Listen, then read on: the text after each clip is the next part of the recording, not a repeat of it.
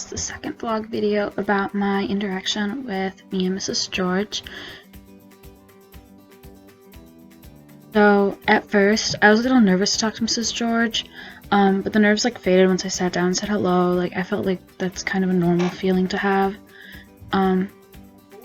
Next, I went to the interaction kind of thinking it wasn't going to be as monumental of kind of a conversation as some of the people in my group had. I read in the Padlet reflection for that week.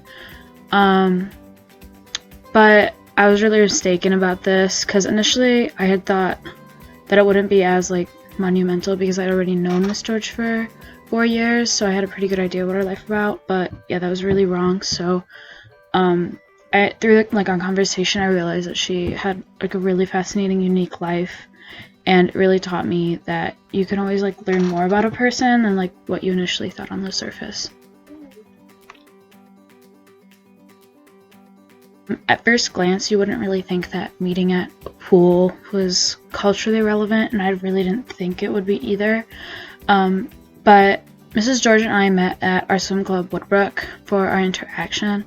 I initially wanted to go somewhere to eat with her because I felt as though food really exemplified how I look at my culture, but we ended up meeting at the pool because it just worked out best for her and her schedule.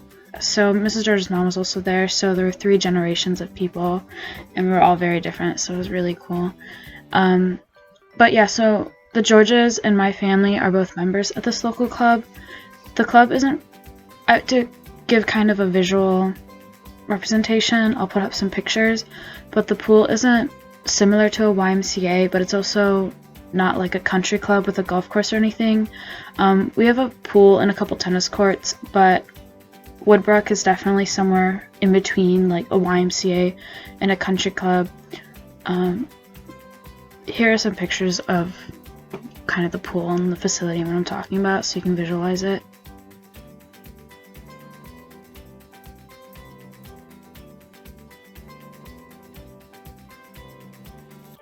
But places like Woodbrook are really common in my town, and not everybody in my town is a member at the pool, but it's more common for the richer families to be members. So being a member at a pool is kind of an upper middle class status symbol, but it's not as fancy as the status of being a member at a upper class country club. So initially meeting at the pool, like I said, didn't intend to be a culturally significant thing for me. It was just what was convenient for Mrs. George because her daughter had swim team practice. However, as we started talking, her mom said that they also grew up around places like Woodbrook.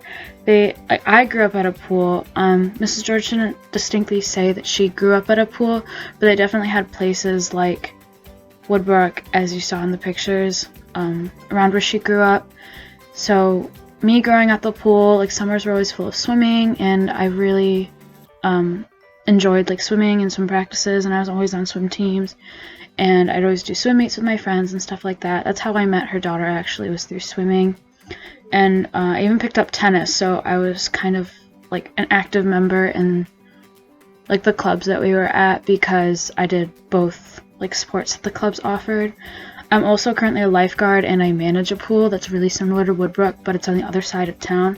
So for Mrs. George, having a pool nearby isn't really something new to her after moving to the US, and it's also something not new to me because I've been around pools my whole life. So it was kind of comforting to have this, realize that there was this commonality between the 3 of us, Mrs. George, her mom, and I, because we were all surrounded by pools and kind of swimming and that kind of I guess, I don't want to say subculture, but that kind of environment our whole lives. So while both me and Mrs. George were talking, and even her mom would chime in and we'd just have a conversation among the 3 of us, we were all really calm and kind of relaxed, and it was nice outside, and we were under an umbrella and picnic table, so it was all kind of casual. We went through the questions, we had little side conversations that stemmed from me asking questions and them telling stories, and we laughed, and it was really a casual event, and it was really nice to get to talk to them all. But I also think that the fact that we were in a familiar place to all of us helped to facilitate a calm and casual conversation. We had a conversation about like social media and technology and stuff like that. So we were having like a casual conversation about like my little brother and her, Mrs. George's youngest daughter, because they go to the same middle school. And we started to have this lengthy conversation about technology, like cell phones in schools. And I think this conversation really shed light on the generational differences between the three of us, me, Mrs. George, and her mom. So to provide context, my little brother's school, for the next school year, starting in September, will be placing a ban on cell phones. And students at my brother's school can have like their phones on the buses for emergencies, tell their parents they got on the bus, stuff like that. The students will have to lock them in their lockers until the end of the day. So students can't have like their phones out during lunch, can't have them out during class, can't be texting kids between classes and all that stuff. But Mrs. George and her mom believe that the school is, through this cell phone ban, is implementing the best possible solution to improve attention in the classroom and promote socialization among students. She also said that at the PTA meeting she attended to find out about the ban, the principal said test scores had been down in recent years in school, and they think that, or the school thinks that the drop in test score performance is due to increased cell phone use among students that they've observed. So to discuss like my opinion in the context of the course and stuff, I kind of agree with Mrs. George's perspective. Cell phones, as we talked about in the cognitivism, prevent students from paying attention in class, and students need to pay attention in order to promote and properly encode information to store it into their long-term memories. So I kind of talked to Mrs. George about this, equating using cell phones in class as saying like texting and driving, but it's like texting and studying instead.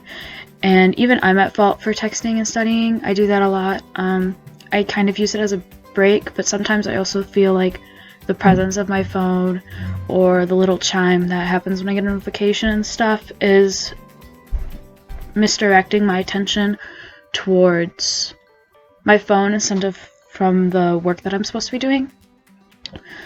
And in addition, I also agree with how Mrs. George felt about socialization at lunchtime, because they also banned phones during lunchtime. It's not just during like class time and stuff. And we like decided and came to the consensus between the two of us that kids like need to socialize with their peers in order to learn about each other and to become more culturally aware of each other's perspectives. And I kind of got this backing from social cognitivism, because you have to communicate with one another in order to share ideas and stuff like that, even talk about schoolwork or complain about teachers or whatever kids do. You know, kids have to talk to each other in order to communicate. You don't have that conversation if you're watching like YouTube videos or playing like silly games on your phone instead of talking to your friends. Just being in like the presence of them during lunchtime isn't communication. It's just sitting with people so you don't look like you're alone and stuff.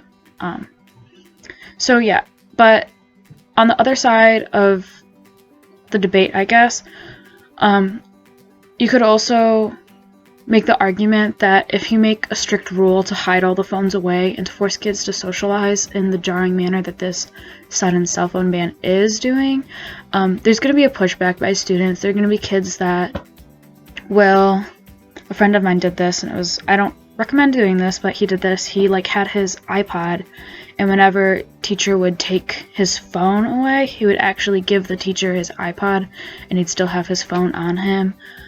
Which completely defeats the purpose of like a rule like that.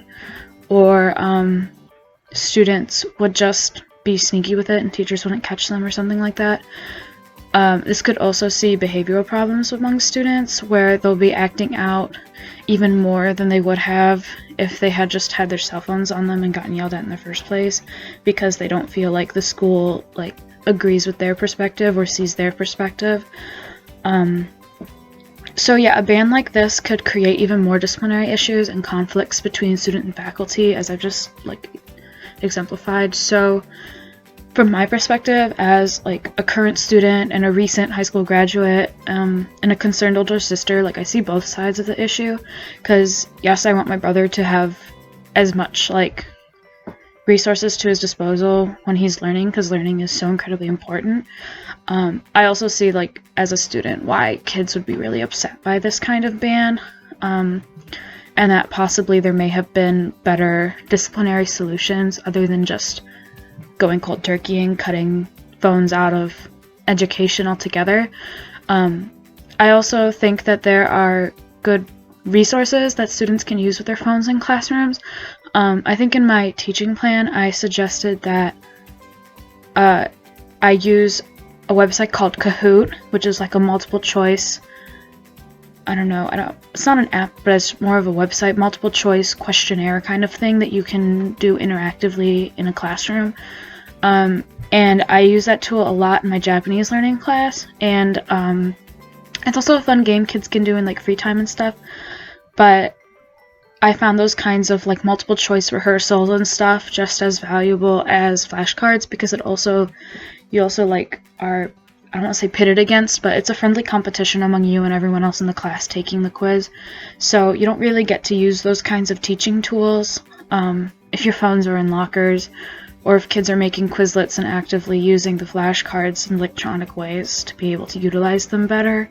You don't get that if your phone's locked in a locker. So in conclusion, with this kind of cell phone technology debate, I see and understand Mrs. George's perspective, but I also think there's more complexities to the issues than kids just not paying attention. But also, Mrs. George is coming from the situation from the view of like a parent, and she's also coming to the situation from the view of someone who didn't grow up using cell phones and recent advances in technology integrated into their education like I have. So yeah, I understand her perspective, and I see that her opinions are valid in the sense of this argument, but also I think there's more that like the younger generation can have to say about technology and education, and I think more research should be put into it, obviously, but I think it's like a good debate to have. And in terms of the significance of the swim club and Woodbrook, I realized that there's more to culture than just like food and ethnicity and where you're from and stuff like that. So I realized that like socioeconomic status and hometown, or like not just like the country where you're from, but like the specific community, localized community in which you grow up, is a ginormous part of like one's culture. Just because I grew up in the state of Michigan, in Farmington Hills, Michigan, doesn't mean I've grown up in any way that's anywhere close to anybody that's grown up in Detroit. I have some friends from Detroit, and we've lived completely different lives, and that's because of like where we grew up. Even though we were growing up in the same state within half an hour drive of each other. So in context of like Mrs. George and my conversation, even though Mrs. George and I came from completely different places, we also found commonalities in the kinds of things that we liked and the kinds of things we were interested in, like the kind of sports we liked and the kind of places we go to relax and have fun. Mrs. George goes to the pool a lot with her kids, and she's very family oriented in that fashion, and I also enjoy going to the pool and hanging out with my friends like that. So we have commonalities in that sense. And we've also had commonalities in the fact that we've been so incredibly fortunate enough to have like the resources to go to places like outdoor pools frequently, and to have the kind of resources to enjoy those kinds of luxuries, because a lot of people don't. So I think through that socioeconomic status and like the experience of being a member at a pool can shape one's perspective of like themselves and the culture. Because had it not been for the identity of being in upper middle class that I have, I would not have had those experiences, and the experiences of swimming every summer at the pool would have greatly altered like who I identify as today. Someone that likes swimming and is surrounded by swimming and enjoys working at pools and stuff like that. In terms of education, I realized that technology has extremely shaped how we are educated. Our emotional attachment, and in some cases dependency on technology, has altered education both for better and for worse. And students today have definitely infinite more access to information and opportunities than people of previous generations. With the touch of a button, we can Google and find out anything we ever wanted to find out. We could find out, I don't know, on average, how many stripes are on a zebra. I don't even know if there's an average for that, but I bet if you Googled it right now, you could probably find out. Regardless, students have access to more information and opportunities than they ever did before. But I also think technology can hinder students from paying attention to what matters most, like their teacher at the front of the room, instead of playing games with this technology that they so fortunately have access to.